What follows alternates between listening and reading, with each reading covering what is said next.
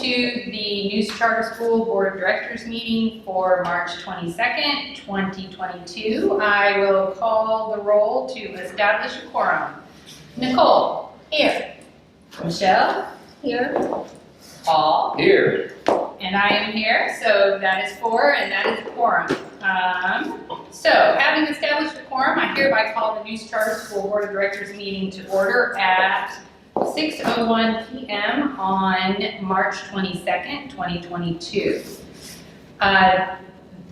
We need to move to the ethics statement. Conflict of interest reminder for North Carolina General Statute 138A-15E. Board members are reminded that it is our duty to avoid conflicts of interest and the appearance of conflicts of interest as we handle the work of this board. Does any member of the board know of any conflict of interest or appearance of conflict with respect to any matters coming before us at this meeting? If so, please state them for the record. If during the course of the meeting you become aware of an actual or apparent conflict of interest, please bring the matter to the attention of the chair. It will then be your duty to abstain from participating in discussion on the matter and from voting on the matter. Okay. Next is the reading and approval of our February meeting minutes. Before I entertain a motion, are there any corrections to the minutes? Hearing none, we can read these aloud or silently, or if everyone has read them, I will entertain a motion to approve the minutes. So moved. Thank you. Second. Thank you. All in favor? We can do that now. Aye. I'm going to abstain because I was not here at the last meeting. Gotcha. Okay. Aye. Aye. All right. Minutes are approved. It's kind of nice to be able to do that. Okay. Public comment. Brad, do we have anyone signed up for public comment? No. Okay, thank you very much. Dr. Carpenter is on with us, but is not going to be presenting his microtraining tonight, but I'm sure we will be back to that soon. And we are very excited that he's going to be helping us a lot when we start working on our new committee structure. Dr. Blackwell, do we have any correspondence from our authorizer? We do not. All right, we are just flying. And now it is time for the superintendent's report. All right. You have the floor. I have uploaded 4 documents to the drive that are also in the packet. So if you want to go into the drive and just go ahead and open the NCS lottery year over year. The iPad. 22-23 BOD budget, the salary schedule, and the 2022 period schedule. I'll be referencing those documents. So my first item is to just review the lottery with everyone. I have the last 3 years of lottery data to share. I'll start in 21-22. We did have, in that year, 518 applications. We had 47 open seats, and we had 72 sibling, staff, and board member applicants. In the 21-22 lottery, which was last year, we had 745 applications, 64 seats, and 76 sibling, staff, and board member lottery applicants. This year, we did our lottery on Thursday, last Thursday. We had 626 applications, we had 96 open seats, and we had 61 sibling, staff, and board member lottery applications. So we did see a decrease of 119 applications for this past lottery that happened last week. But it is important to note that because we had a consistently high kindergarten pool, 77 in 2021, 101 last year, and 106 this year, we have added another kindergarten class. So we will have 5 classes of kindergartners next year. That's super exciting. So we are very excited about that. And we know that we grow from K up. And so by adding more students there, we are starting to add to our student population. So just to highlight that, we did lose from last year, 119 applications, but considering the 2 new schools that are coming into the area and the increased competition, we were expecting that. So we're still really pleased with the outcome of the lottery. Great, yay. And I'm super excited that we're gonna have a lot of little ones. Lots of little ones. That'll be awesome. Lots of little ones. 4 sets of twins. Wow. Yes. So that will be good fun. Yeah. The next 2 items are for approval. And I will say that in this budget that I'm asking for approval for, it is based on the pay scale that I need approval for. So when we talk about the budget, just go ahead and know that this budget is based on the Phase 3 pay scale. So we can approve them both together, you can do it separate, however you'd like to do it. But we based our ADM for budgeting this year on 916 with an EC headcount of 85, a total revenue of a little over $9 million. Our salaries and benefits is at $3.9 million. Total expenses is a little over $9 million, so it leaves us with a net surplus of about $3,000. Now, when we budget, we try to get as close to even as possible, understanding that there are no grants in here, there's no fundraising expectations, there's no resource development, this is just straight revenue and expenses. So anything that Ms. Harris does with resource development, anything that we get in terms of grants from the federal government and the state, that is all gravy. That is not included here because we do not want to put something in here that we are not guaranteed. Great. So the budget that needs to be submitted to the state is before you, surplus of around $3,400. And if you have any questions, I'm happy to answer those. What has the net surplus been? What was it last year? Do you know? It was, we budgeted last year and it was about 9.2. We were at 9, we budgeted for 925 last year. So you're saying the top number was like 9.2. Well, I was talking the net surplus deficit. Oh, the net surplus at the bottom of last year, it was about 28,000. 28,000. And so I know that the finance committee didn't meet, but you did share this with them, and I talked with Benji, and he said that that they were good with this. But I knew since they didn't meet that you might not have heard that. Thank you. Yep. Thank you for that. Yeah. It's always nice to have their stamp of approval. Absolutely. Any other questions on this? Do y'all want to talk about the salary schedule and then we can vote? We can make a motion? Yeah. Does that work? Okay. All right, let's do that if that's all right. Yeah, of course.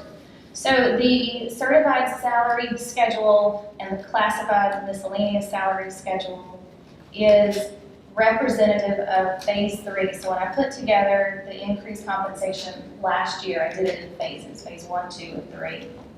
And Phase 1 was approved and the teachers received that increase in January of last year. Phase 2 was approved and they received that increase in August. This is Phase 3, which is the final piece. Interestingly enough, whenever we were doing this last year, we did not know that the state was going to put into place a 2.5% increase for your teachers. So when that happened, we were already prepared for it with our Phase 2. So our teachers were able to get their raise in August. Currently, there are teachers that are now being back paid for that raise since that has been put through. So we were kind of ahead of the game in that. So that was really nice. But this is Phase 3, and it accounts for the additional 2.5% increase that the state is putting into place in August. Okay. So this puts us at or above the state scale, depending on years of experience and education. Great. Dr. Blackwell, does that include the county stipend? It does not. Okay. No, but if you'll notice, there is a bonus structure in here. It is obviously pending fund availability, and I will say that this bonus, the funds from this bonus are not in the budget. Okay. That doesn't mean that with our grants that'll be coming in and our ESSER funds that'll be coming in, that we can't make it happen. It just, we're not gonna budget for it right now. But there is, on page 3, a percentage for a bonus structure for staff pending availability of funds. Great. Which kind of helps offset the lack of a supplement that they get in the county.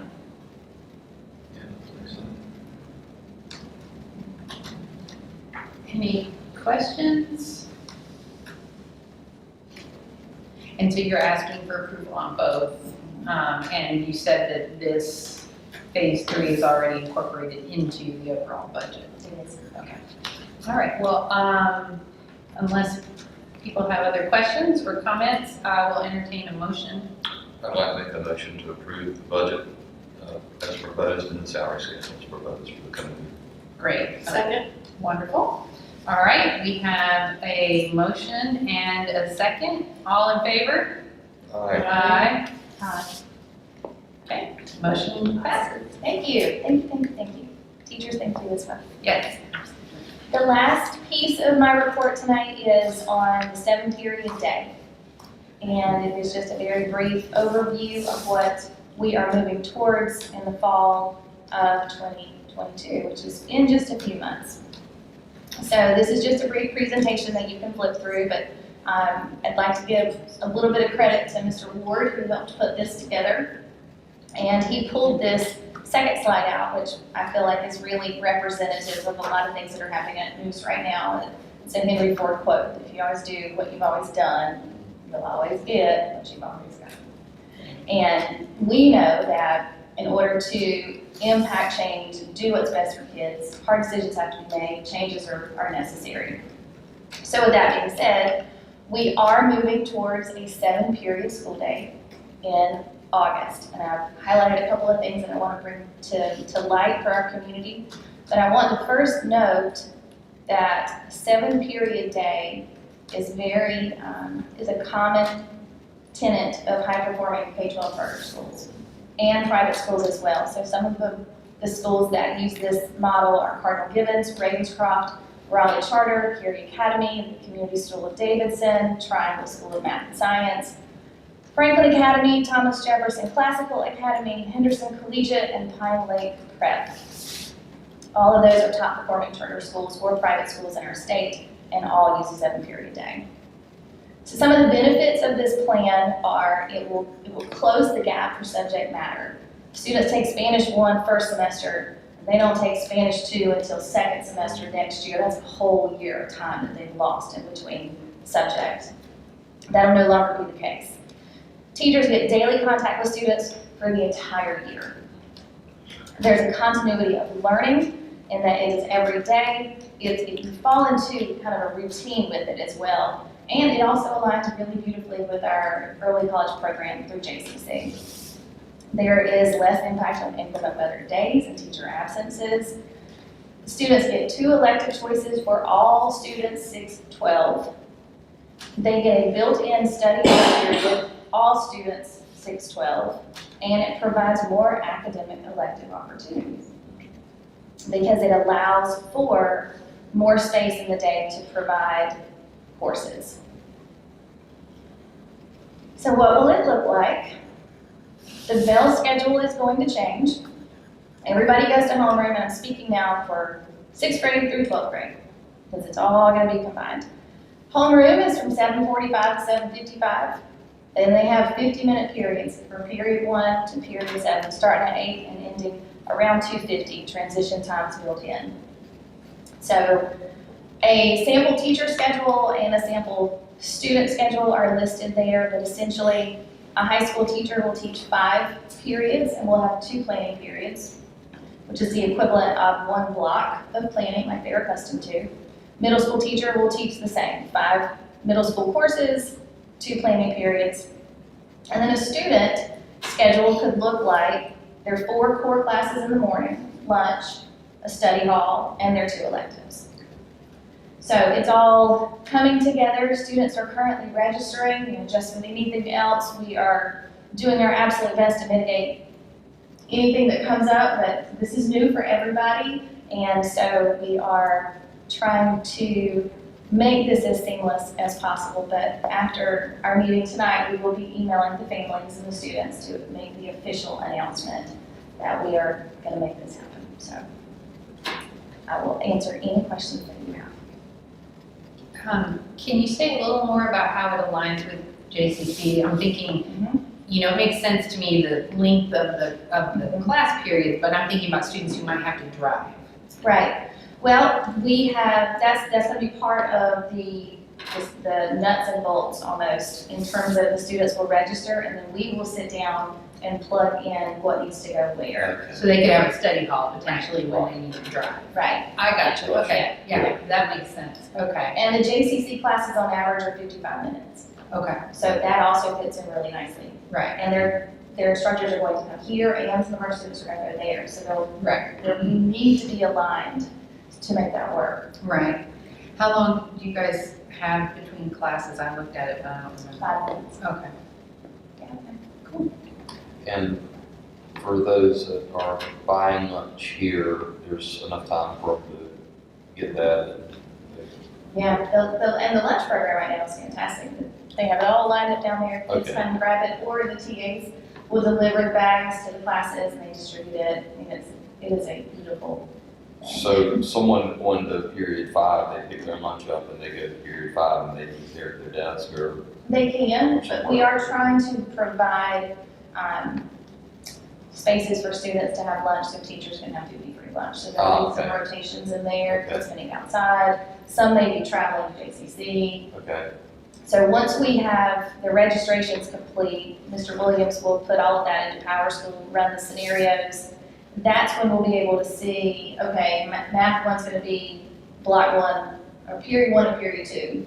And English 1 will be period 3 and period 4, or whatever. And then we'll make sure that aligns with JCC, and then we'll plug it in from there. But it's a Will some classes be 2 periods long? some will be, if they're JCC longer periods that have labs. and you run it to basically to see if it doesn't pop up any faults, I mean, like a typical, okay. Yeah, Mr. Williams spends a lot of time running scenarios. We're grateful for him. Sounds great, very exciting. That's all I have for you. All right. Okay, thank you very, very much. Appreciate that.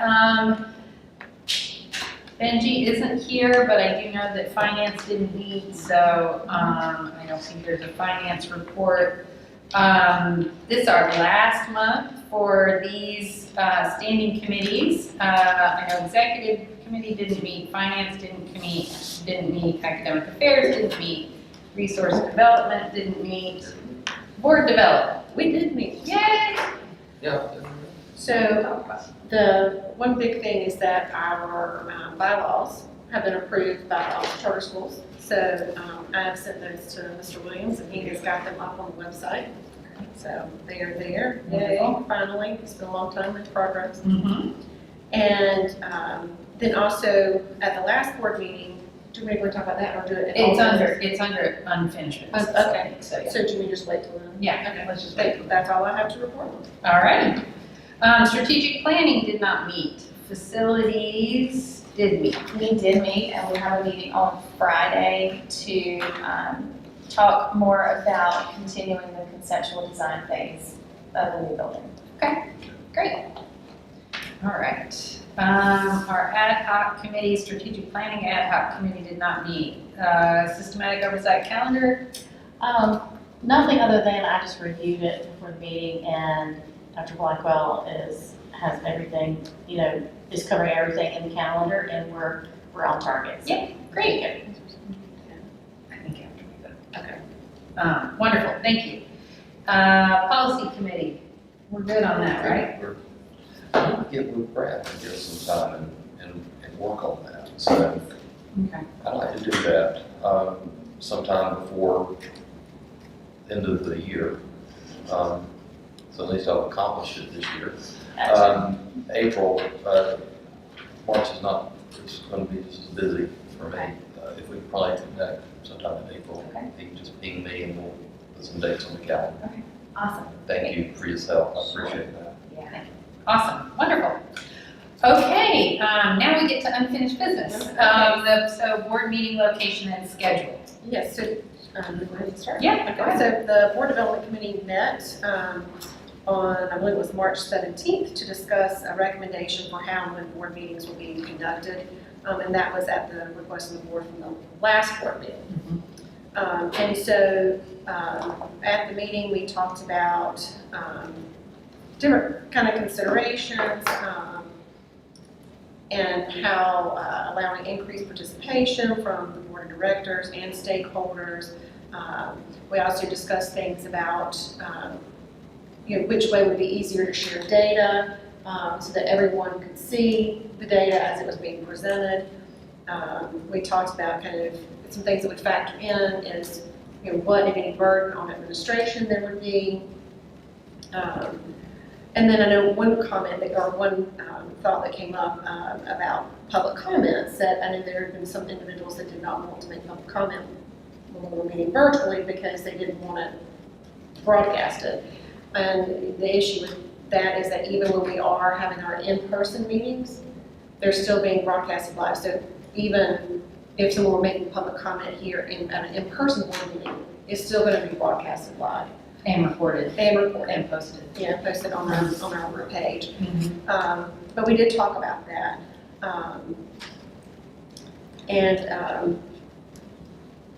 So the plan that the proposed schedule that we came up with was in the packet.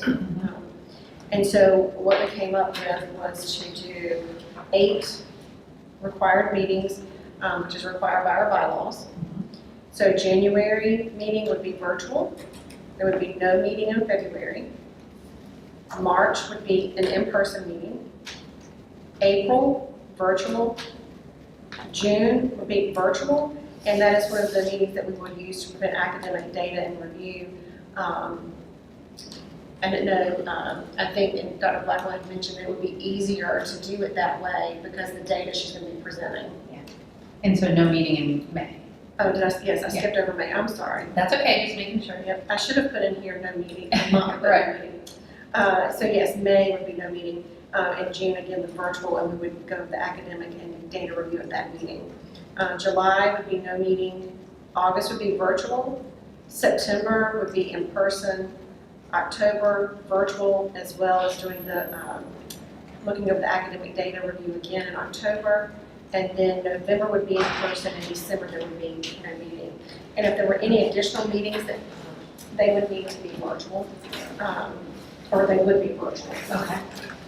And so And one of the things too that from an administration standpoint that came across, particularly when you're talking about some of our principals and things, they will have been here usually by 7 a.m. every single morning. And then some of them have athletics that they're having to be the staff person for the school. And it makes it a really long day. Right. So it allows, when we do the virtual meetings, it allows our administration as well to be able to actually leave the school and go home and maybe eat some dinner. Right. And without it being such a long day. Of course, particularly when we have those longer meetings and then they have to then drive home later, it just makes for beyond a 12-hour workday. Right. So, and you did get input from. yes, so Ms. Nowitzki is also on our board development committee. She was present at the meeting. Okay. And it just so happened Dr. Blackwell, we had a question, so Ms. Nowitzki asked her question, so she stepped in.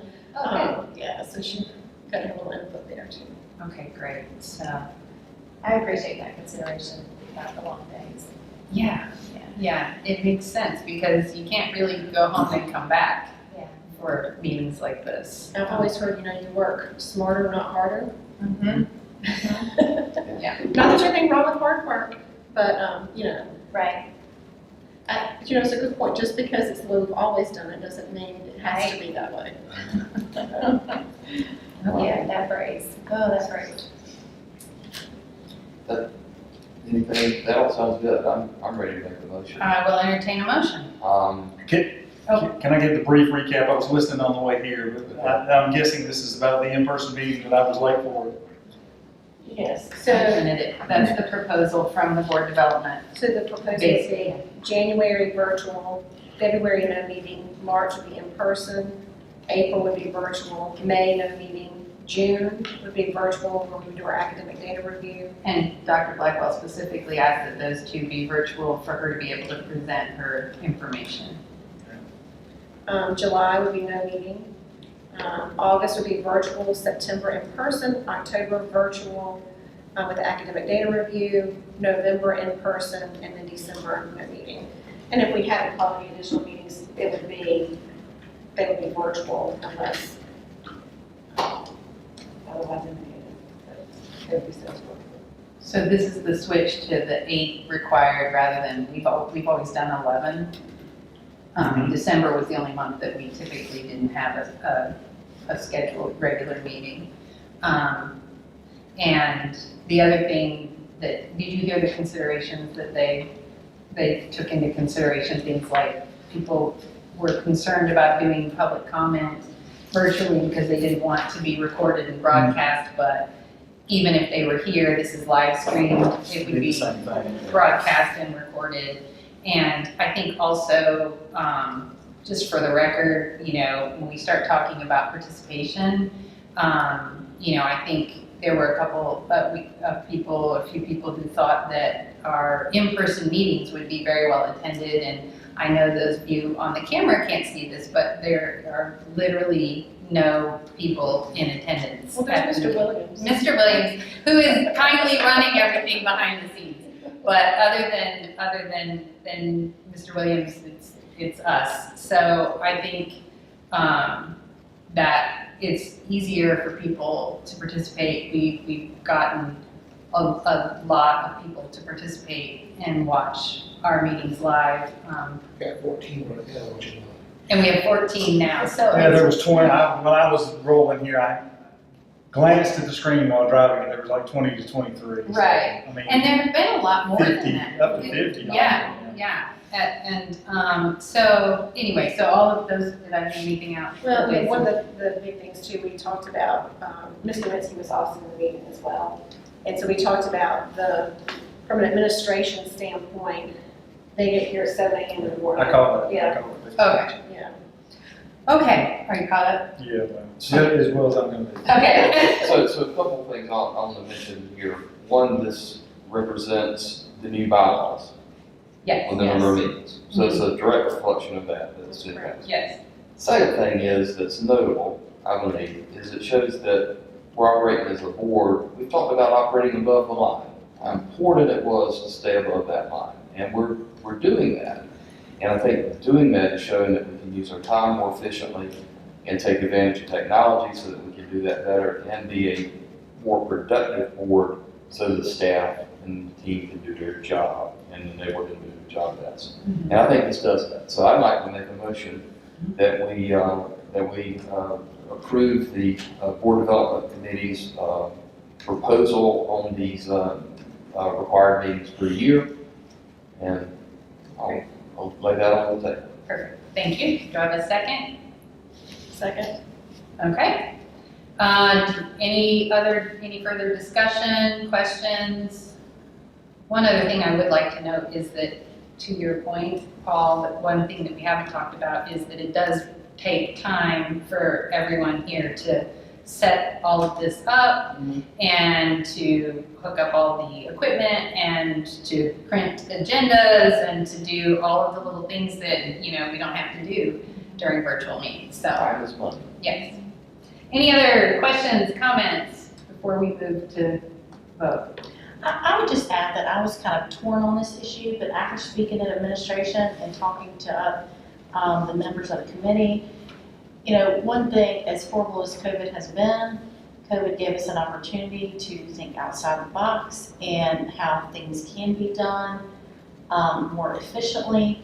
And, sometimes I think in our culture, we think working harder is, there's a direct correlation between working harder and an outcome, and that's not necessarily true. So, I think we really need to honor everyone's time, and particularly the administration and staff's time. And I was impressed with everyone's comments. Great, thank you. Okay, and Jason, you haven't been here since we voted, but we don't have to call individual names. I can just say all in favor, so which is kind of nice. Oh, I missed my name. Oh, well, I can call just your name if you want. Oh, you're always the trendsetter, right? Okay, so we have a motion on the table and a second, so All in favor of approving the proposal from the Board Development Committee as written, say aye. Aye. All opposed? And it passes. All right, wonderful. Thank you to the Board Development Committee for putting that together. Moving on to new business, COVID-19 protocols. We do still need to vote on our mask or no mask, as the case may be, policy through the end of the school year. So I will entertain a motion regarding our COVID-19 protocols. Make a motion to maintain our current mask optional policy and related details to that. Thank you. Second. Thank you. Any discussion or questions or comments? In the prior, the motion that we passed last month referenced situations in which masks were required, maybe on transportation and those kind of things. Is that still an issue, or do we need to specify any, we said transportation and any situation by which the smart school toolkit would require masking? Yes. Do we need to add that? Transportation still. Yeah. Because that's part of our North Carolina High School Athletic Association protocols. Okay. And so but it is the same as last time, which is, I think, what is, That's yeah. So, yeah, thank you for clarifying that. I will amend my own to include that if that's. I don't think we need to. Your original motion Yeah. just said it was based, To continue the same, Right. Yes. And who And seconded associated that? stuff. and associated stuff. Yeah. Associated stuff. Very technical, very technical. All right, any other questions, comments? Hearing none, we will go ahead and move to vote to continue our mask optional policy as voted on last month. All in favor, say aye. All opposed? Motion carries. All right. All right, the last thing under new business is our committee structure discussion, and this is based on having new bylaws. So under our new bylaws, we now have 3 standing committees. Our previous standing committees that we've been running through every month no longer exist after this. And so our 3 committees are the Governance Committee, the Financial Oversight Committee, and the Risk Management Oversight Committee. And we need to have 2 board members on each of these 3 committees. So I have spoken with board members, and so I'm just going to go through and kind of verify that everybody is still good with what we've talked about. In terms of the Governance Committee, Michelle, are you willing to chair that committee? Yes. Okay, and Nicole, are you willing to sit on that committee as a member? Yes. Wonderful, thank you. The Financial Oversight Committee, based on our bylaws, our treasurer is required to chair that. So Benji Woodard will be chairing the Financial Oversight Committee. Then also, Paul, are you still willing to sit on that committee? Absolutely. Wonderful, thank you very much. And then our Risk Management Oversight Committee is our brand new committee that we will be working. Dr. Carpenter is going to be helping us on all 3 of these committees, but that one in particular. Jason, are you still willing to chair that? Yes. Wonderful. And I did talk with Robbie Taylor offline, and he is willing to sit on that committee as well. So those are the 3 committees and the members of those committees. We do need to do a couple of other things. We need to think about our ad hoc committees and kind of start over from there. I know that the strategic planning ad hoc committee, we don't need that at this point. Nicole, the systematic oversight calendar committee, do you feel like you can just keep us posted? Do you want to keep that? Yes, I think we can just as long as Dr. Blackwell and I are going back and forth and making sure everything's on that calendar, yes. Okay, I think that's fine. And the policy committee, do you think we need to continue that as an ad hoc? I don't believe so. Okay, you and Brad can just That work can off. move on. Okay. The one thing that I do know, and Robbie wasn't able to join us tonight, but that he was going to request, given that we no longer have a standing facilities committee, he was going to request to see if we could vote to create an ad hoc facilities committee, especially given the work that they're getting ready to do to sort of get started again on the building. So is that something that, I'll entertain a motion to create an ad hoc facilities committee. So, Thank you. So, And Paul second, thank you very much. And so, any questions, discussion on that? makes sense. Yeah, I think we need that. And Robbie did say that he would be willing to chair that. And he's done a great job on our facilities standing committee, so. Okay, well, with no other comments or questions, I will, let's vote on, I was so used to saying I will call the roll. And I don't have to do it tonight. Let's vote on this motion to create an ad hoc facilities committee. All in favor, say aye. Any opposed? No. Okay, so we have an ad hoc facilities committee. I will officially ask Robbie to chair that, and we will find another member as well. But I think we can move forward knowing that he's planning to chair that. The last thing that, oh yeah, I'm sorry. Just now, Yeah. I fell a little bit behind. I'm sorry. So we talked about the strategic oversight, Yes, and then we talked about the policy committee. I feel like I missed one. we don't need the policy committee, and we don't need the strategic planning ad hoc. That's fine. That's okay, thank you. Anything else? Sorry, I was flying. We do have one last thing to talk about in terms of our committee structure. We need to determine and establish a frequency for committee meetings. And I reached out to Dr. Carpenter to see what his suggestion was. And he actually suggests that each of the committees meets at a different frequency based on the work that they do. So he recommends that the Financial Oversight Committee meets monthly, even in the months that we don't have a standing regular board meeting. And that he recommends that they report out to the board at every meeting. He recommends that the Risk Management Oversight Committee meets quarterly and reports out quarterly. And he recommends that the Governance Committee meets as needed and reports out as needed, because that's, dependent on a lot of things in terms of the work of the board. It could be once a week, as it has been in the past. Yeah, when you're working on bylaws, Like once a week. it's right, way too frequently. exactly.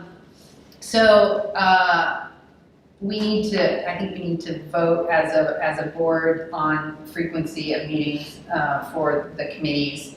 That's the recommendation. So I will entertain a motion, and then we can discuss if we need to make any changes. Okay, could we move to take the recommendations from Dr. Carpenter on the meeting? Yeah. I move that we take the recommendations that Dr. Carpenter gave on meeting frequency for the existing committees we have. Perfect. Thank you. Second? Second. Paul, thank you. Okay, so conversation, discussion, questions. Does that work for everybody? Yes? Nobody's concerned? Okay, then given that, let's vote. So all in favor of approving the meeting frequency recommended by Dr. Carpenter, please say aye. All opposed? Sorry. I heard you. I saw you mouth. Okay. Opposed or? No. It was aye. It was aye. Okay. Yeah, she just mouthed it. I can't type and speak. Yeah, exactly. Are you on mute? Get your space bar, get your space bar. It's just you on mute. Okay. I've not been on meetings, have I? Yeah. All right. Okay, so motion approved, and this is getting what happens when you get us all in the same Same room. room. Yeah, I tried to cut off my camera and walk away, but it didn't work. Okay, wonderful, and the last thing then is, and I will, follow up with Benji since he's the only chair of the committees that isn't here, but for you, Michelle, and you, Jason, we can talk about this offline, but Dr. Carpenter has an online calendar that we can go in and set up a time with him for each of the committees to work with him and discuss kind of what exactly they're supposed to do, make sure that we kind of have everything lined up in terms of what the questions that we need to be asking, particularly for the risk management and the financial oversight committees, because they're oversight committees now, as they should be.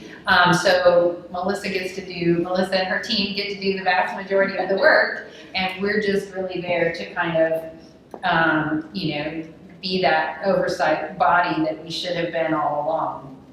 But anyway, so. Do we need to meet individually with him, or do you want all the committee chairs together? No, I think the main thing that we've talked about, and I could ask him, he's here, but I don't know if I can hear him. Dr. Carpenter, do you have suggestions? Thank you for coming up on the screen. Do you have suggestions in terms of should all of the committee chairs meet with you first, or would you like to meet with each committee individually, or how do you typically go about getting started? So the only committees that I really turn on the financial side of risk management, the governance committee is, self-directing and knows what to do. And the way that I typically do it is whoever is chairing that, once you've got your committee members set, just get on my website, go through the calendar. For the committee as a whole, and then subsequent to that, if you want me to sort of like guide you through an actual meeting, particularly for the financial oversight committee, that tends to be the one that boards want the most help with, then we can do that as well. Okay, and thank you. I think you broke up for just one little second, but I think what I heard you say was governance can kind of do their thing. It's very similar to the board development committee that we've had. And the other two, you would like to meet with the committees, and they can go on to that on your online calendar. And you would be happy to lead them through a meeting, particularly for financial oversight. My other question is the risk management oversight committee. I know there's supposed to be a risk management plan, but that's something that you could help Dr. Blackwell with if she has questions. Correct. Okay. Yeah, I'm sure he has a template, and then I'm also working through one the state has recently required. Oh, okay. School- I didn't school- realize yeah, School risk management plan, it's about a 40-page Okay. document, so. Wow. Did you hear? yeah. Can you hear that, Dr. Carpenter? Sorry, she said Yeah. that the state has recently required a risk management plan. They presented like a 40-page template that she's required to use. So that might be something. That's just you guys can work it out. But I'm just saying the risk management for the chair of the risk management committee, oversight committee. That's not going. He just needs to work with you on that. So okay, wonderful. Thank you very much. Yeah, the big request is please go through my website to set that up. It's easy, just a date that works for you. We eliminate all that. What about Tuesday at 2? Well, no, I can't do Tuesday. Right. Yeah, they can do that before they log on to your online calendar and then go from there. It's So all there, yeah. perfect. All right. Thank you very much. Yeah. That answered questions? Yep. We're good? Okay. All right. I think we're finished with the committee structure then. We do not have anything under ongoing board development and self-assessment. We do need closed session. So I will entertain a motion to move into closed session for personnel discussion pursuant to 140 North Carolina General Statute 143-318.11 A A1 and A6. So moved. Thank you, Second. thank you. All in favor? Aye. Okay, all right, great. We're gonna go into closed session and we'll be back.